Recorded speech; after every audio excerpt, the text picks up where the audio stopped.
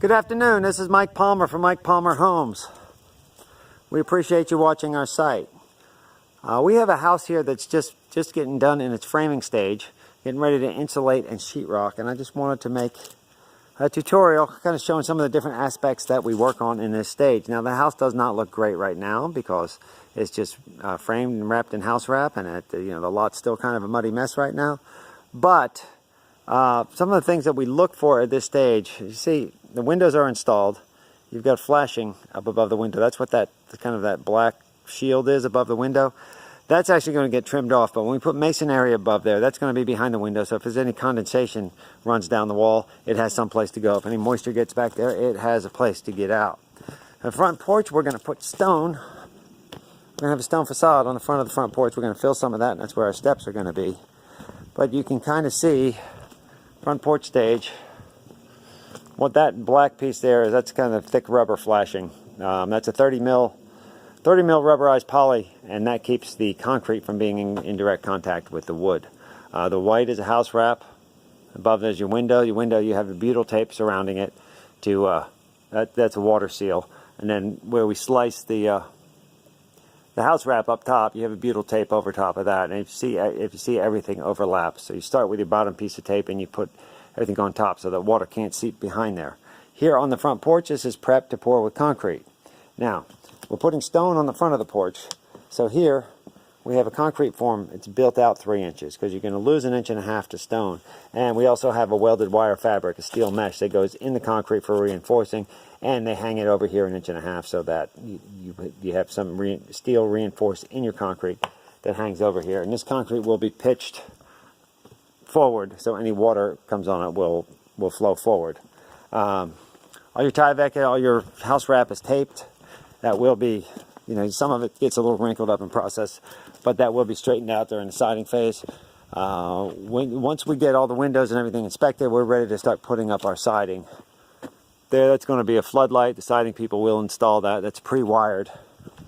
Now in our garage, usually we don't pour the garage slab at this stage, but we did have to do some structural framing on it. So we did on this case because we built a set of stairs that goes up to the attic, so they wouldn't have to pull down stairs. It does take up some space, but it is nice to have a set of stairs to go up to your attic. A lot easier. This is a large garage in the Quinn plan. Now, if you notice, we've got a number of garage outlets because I don't feel anybody wants just one. So we've got an ample number of outlets in the garage, receptacles, plug things in. If you see here, this white powder that's through the house, it's called diatomaceous earth, and we put that in all the bays so that if insects come in, it gets on their skin, they groom themselves, they scratch their exoskeleton, and they die. So it's a non-toxic bug killer. It's used extensively in agriculture. I like to put it in the house. Now, I can never directly measure if it's working, but I can guarantee it's not making more bugs.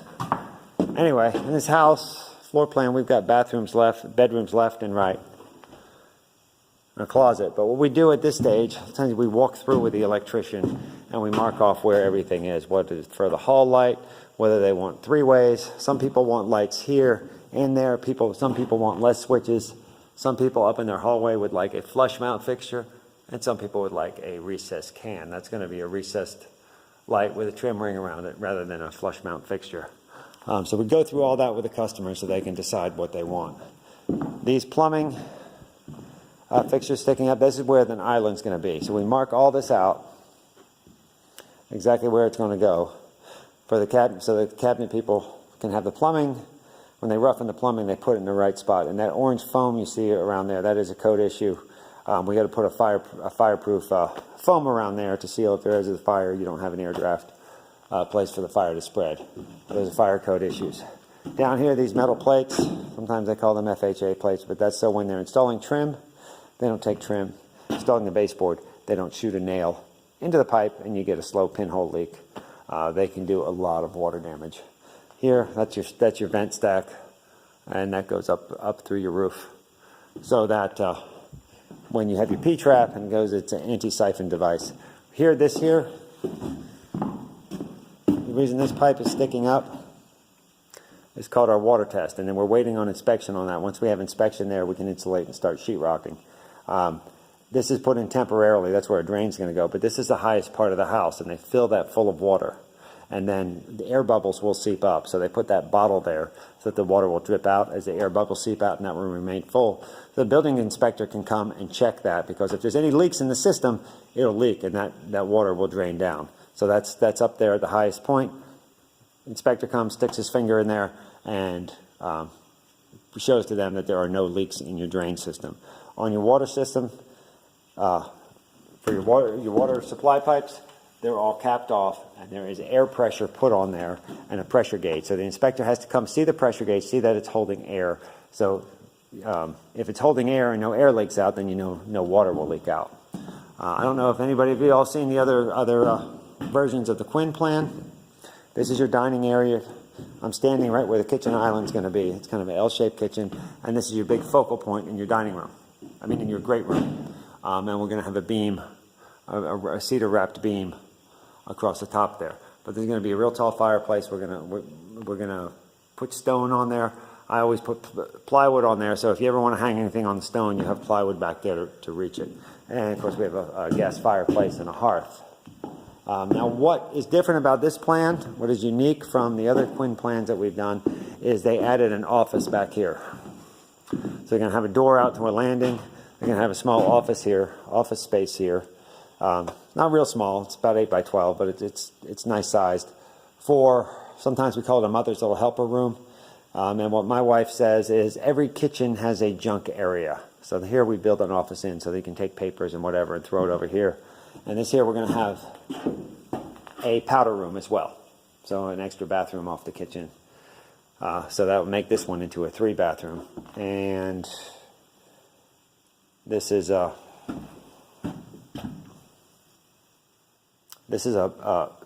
set up for a pocket door. You can have a pocket door is going to be between these two metal pieces, and then this is here to attach sheetrock and trim to. So there's wood inside here. So and there's our slider track. So sometimes we're not crazy about pocket doors. They are nice and convenient because they don't swing and take up space. But if you ever have a problem with them internally, you have to take down sheetrock. And new houses tend to move and settle, so sometimes they can rub and have an issue down the road. So anyway, but plenty of people have them and they use them just fine. That's for your toilet, but you see the white powder, that's a diatomaceous earth in the walls. We go around the whole house with that. This spray paint on the floor, that EH stands for engineered hardwood. We spray paint all our floors so that when the flooring people come in, there is absolutely no confusion because we don't want to do anything twice. This is going to be our screen porch here. Now it's just framed. We don't like to put the decking on till later because it can take a lot of abuse during construction and try to keep the mud off it. On our ceiling, we're going to put our signature Knotty Pine ceiling up there. Our tongue and groove beadboard. Let's see. If you look up on orange spray paint, those are all inspection issues. That was these. We go around the house and inspect it. And if there's a piece missing from the framers, we have to mark where they go and where to install them. Up here, this beam here, that's called an LVL. It's a laminated beam.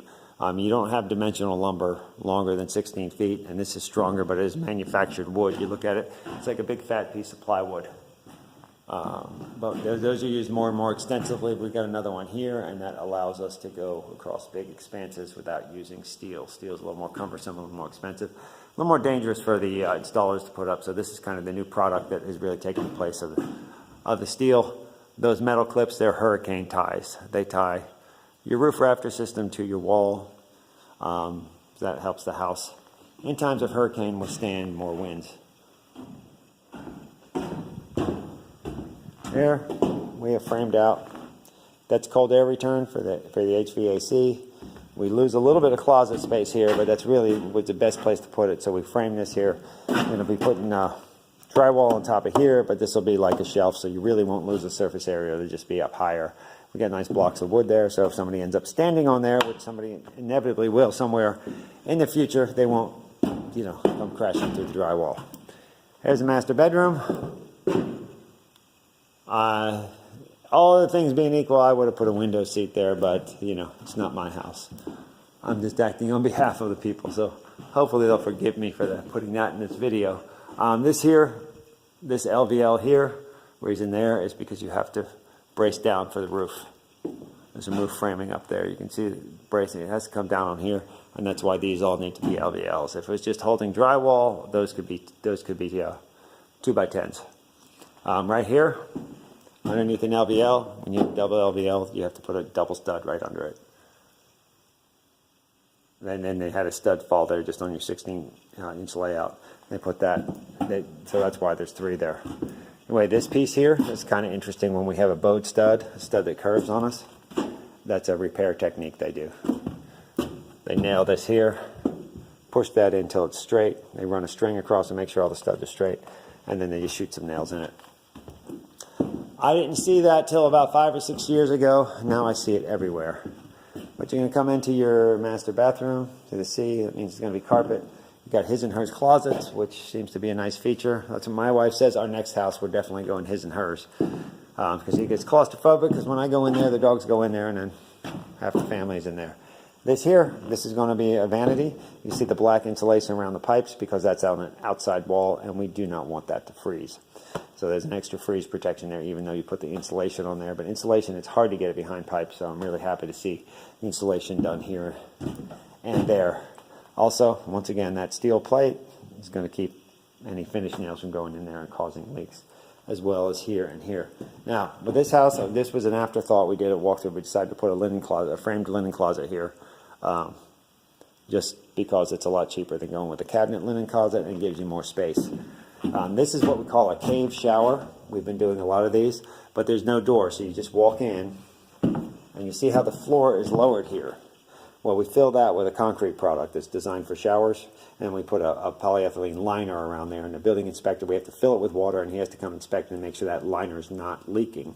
Once we have all that done, then we install your tile, so that your tile, so if any water does get behind the tile, it's not going to leak and rot out your floor.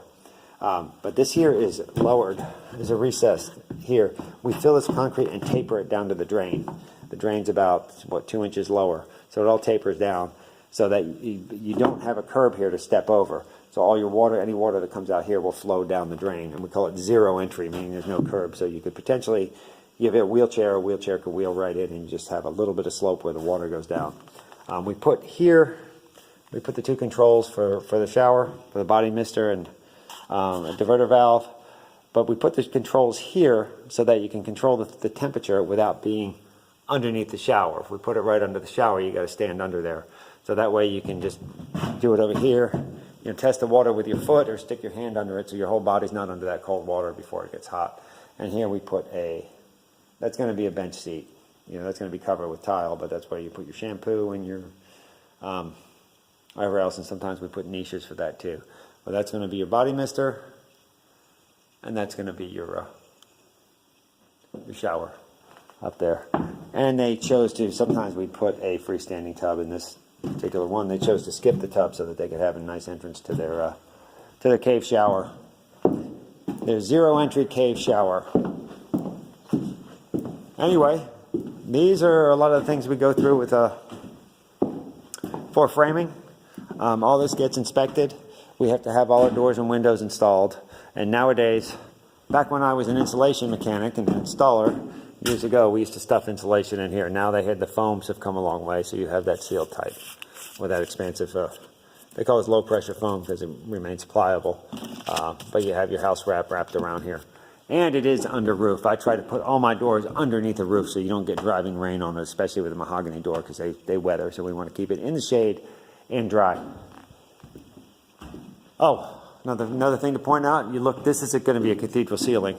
So you see a 2x6 rafter up there with a 2x4. That has to be deep enough to get the R38 insulation up there. They will, with cathedral, let us do some of it with R30. We also put a baffle up there when we insulate so that air can flow, because the air's got to come in the soffit and flow up into the attic and out the ridge vent. So that's why those rafters are doubled up so that you have depth for your insulation. Well, in our kitchen, you see roughed in here.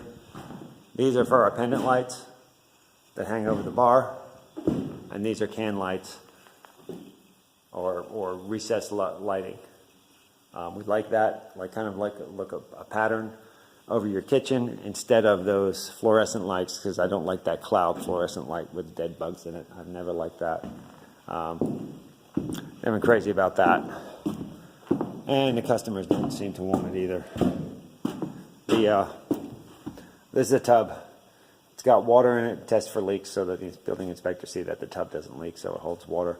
But in the bathrooms, this is just a one-piece fiberglass tub shower. You have sheetrock around it. It is nicer to put the tub there and tile around it, but you know, you add $1,000 plus into the price, and it's something that's just going to be covered with a shower curtain anyway. So a lot of times people opt out of that, just to, you know, because you have to stop spending somewhere. That's going to be okay. This is your air test for your water, so you can see it's up to 150 pounds pressure, and they want to see that it doesn't lose pressure. Once again, you see the fire caulk and the plates to protect it from, you know, nails from hitting the water supply lines. That's going to be your washer and dryer drain. This is your dryer. So we've got a thick plumbing wall, and that is recessed in the wall. We always try to do that as much as we can, because that dryer duct, it's always a pain in the neck. But this helps mitigate some of that. Anyway, these diagonal braces, we call that a rat run. That piece across there, that's just bracing for your roof to keep it from sagging, keep it straight. Up there at the top, you see that diagonal member, that peak there, that's kind of your peak. That's where there's a lot of stress, so they support that. That comes down, has to come down to a load point, transfer down to where there's a pier in the foundation. And as far as piers in the foundation,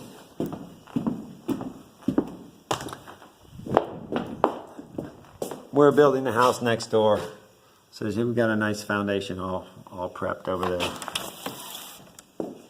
All waterproof and ready to be backfilled, but that's a conversation for another day and another video. Anyway, we hopefully you found something of value in this video. Oh, one more thing. This is something that drives us builders crazy, is a garage. They call these goalposts. This has to come down the side. I like to put treated wood there because it's in contact with the concrete and you get a lot of water there. Keep it from rotting. This is where your garage track attaches. This has to run all the way up. And on the other side, it has to run all the way up. Kind of like the old school goalposts when they used to have two posts. And then we need a middle piece. That attaches up for our springs. And that's for our track. Now, these folks have a stair here. And we were worried that when your track comes up, it was going to interfere with that. But we just had our garage door contractor out, and he doesn't seem to think there'd be a problem. If we can't make that work, then we have to put a roll-up door, which is something we can do. But I think, you know, you've got an 8-foot door. We have more than 8 foot here. I think we'll be fine. These joists here above the garage, they're called I-joists. We don't use 2x10s because they'll only span 16 feet. So these are very commonly seen in garages, but their strength is up and down, not side to side. But what's so convenient about those is they have knockout holes. It's easy to punch holes, run wires through there, and they can span big distances. They have their own special kind of joist hangers that you can see up there where they're hangered into the stairs. Those metal pieces are called joist hangers. So these are all the things we go through. The house, this is your electrical panel. Sometimes we frame an extra wall here. We didn't because of stairs, so that the electricians can go through here and you can get a better insulation on it. Better insulation behind here. But with the stairs, we're not able always to do that. And before they run any breakers, that's what it looks like. But as these things go, you can see these wires are all nice and kind of organized. They'll be more organized. But when I see electricians, when it's all over the place like spaghetti and a big tangled up mess, I'm not nearly as confident. But I've had these guys with me some of them for 15 years now, so I know what their work's going to look like. You see all these wires are nice and organized, nice and tight, and you know your holes are all fairly uniform, so that anybody comes to work on this afterwards will have an easy time figuring out what's what. Once again, we appreciate you watching our channel and watching our videos. If you have any questions, please call us at the numbers below. And if you found value in what we presented here, you can always feel free to hit the like button or subscribe to our channel.